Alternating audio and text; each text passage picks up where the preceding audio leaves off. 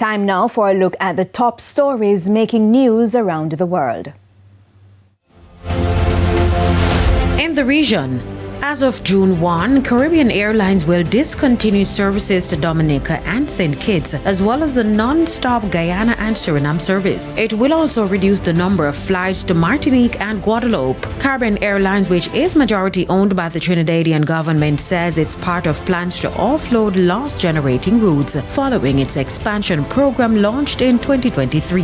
On the international scene, U.S. President Donald Trump says he has instructed negotiators not to rush into a deal with Iran after reports suggested an agreement was close. According to U.S. media, the deal under discussion involves a 6-day ceasefire extension, reopening the Strait of Hormuz, and further negotiations over Iran's nuclear program. In a social media post, Trump said constructive talks were proceeding, but both sides must take their time and get it right. Trump said on Saturday an agreement had been largely negotiated, prompting speculation an announcement could be imminent. Reports in Iranian media also say there are still 1 or 2 points of disagreement in the potential deal.